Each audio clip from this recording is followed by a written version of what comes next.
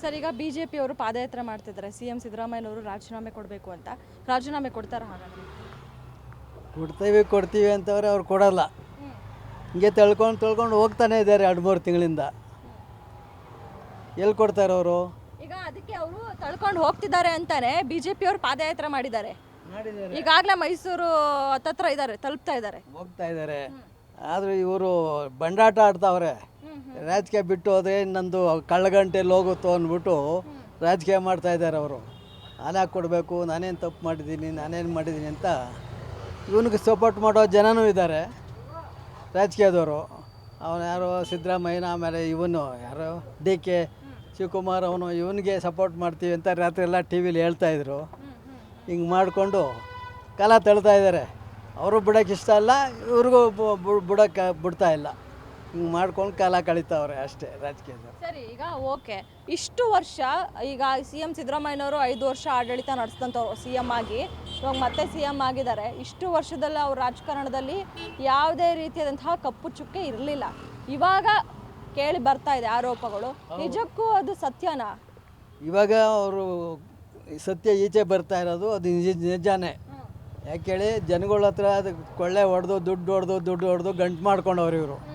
ಅದಕ್ಕೆ ಆ ಗಂಟು ಮಾಡ್ಕೊಂಡಿರೋದ್ರಿಂದ ರಾಜಕೀಯ ಬಿಡಬಾರ್ದು ಅನ್ನೋ ಮಟ್ಟಕ್ಕೆ ಇವರು ತಳ್ಕೊಂಡು ಹೋಗ್ತಾವ್ರೆ ಅಷ್ಟೇ. ಅವರು ಬಿಡಲ್ಲ, ಇವರು ಬಿಡಲ್ಲ. ಎಲ್ಲ ಪಕ್ಷದವರು ಭ್ರಷ್ಟಾಚಾರ ಮಾಡಿದ್ದಾರೆ, ಎಲ್ಲರೂ ಮಾಡಿದ್ದಾರೆ. ಆದರೂ ಇವರು ಸ್ವಲ್ಪ ಜನಗಳಿಗೆ ತೋರಿಸ್ಕೊಳ್ಳೋ ಅಂಥದ್ದು ಮಾಡಿದ್ದಾರೆ ಜಾಸ್ತಿ.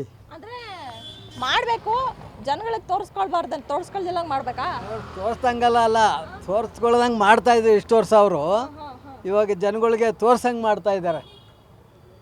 ನಾನೇ ಅನ್ನೋದು ಜಾಸ್ತಿ ಮಾಡ್ತಾವ್ರೆ. ಅದರಿಂದ ಜನಗಳಿಗೆ ಇದಾಗಿ BJPಯವರು ತುಳಿತಾವ್ರೆ. ಅವ್ರು ಬಿಡ್ತಾ ಇಲ್ಲ, ಇವ್ರು ಕಟ್ಕೋತಾ ಇಲ್ಲ. ಆ ಥರ ಆಗ್ಬಿಟ್ಟಿದೆ, ಬೇರೆ ಏನೇನಿಲ್ಲ. ಈಗ ರಾಜೀನಾಮೆ ಕೊಟ್ಟರು ಅಂದ್ಕೊಳ್ಳಿ CM ಸಿದ್ದರಾಮಯ್ಯನವರು, ನೆಕ್ಸ್ಟ್ ಯಾರು ಆಗ್ತಾರೆ CM ಕಾಂಗ್ರೆಸ್ ಸರ್ಕಾರದಲ್ಲಿ? ಅದು ಹೇಳೋಕ್ಕಾಗಲ್ಲ. ರಾಜಕೀಯ ಹೆಂಗೆ ಉಲ್ಟಾ ಆಗುತ್ತೋ ಅದು ಯಾರು ಗ್ಯಾರಂಟಿ ಹೇಳೋಕ್ಕಾಗಲ್ಲ. ಯಾರಿಗೂ ಮಾಡಬೇಕಂತ ಅವರು ಇದಿದೆಯೋ ಗೊತ್ತಿಲ್ಲ ನಮಗೆ. DK ಶಿವಕುಮಾರ್ಗೂ ಕೊಡಲ್ಲ ಬಿಡಿ. ಇವರೆಲ್ಲ ದೊಡ್ಡ ಕಳ್ಳರು ಅಂತ ಇವರೆಲ್ಲರಿಗೂ ಗೊತ್ತಾಗ್ಬಿಟ್ಟಿದೆ ರಾಜಕೀಯದವ್ರಿಗೆ. ಅದಕ್ಕೆ ಇವ್ರು ಯಾರಿಗೂ ಕೊಡಲ್ಲ. ಬೇರೆ ಯಾರು ಹೊಸವ್ರು ಹುಟ್ಟಾಕೋಣ ಅಂತ ಅವ್ರ ಯೋಚನೆ ಇರ್ಬೋದು BJPಯವ್ರಿಗೆ. ಅದಕ್ಕೆ ಆಗ್ಬೋದು ಅನ್ನೋ ಅನಿಸುತ್ತಾ ಇದೆ ಇವಾಗ.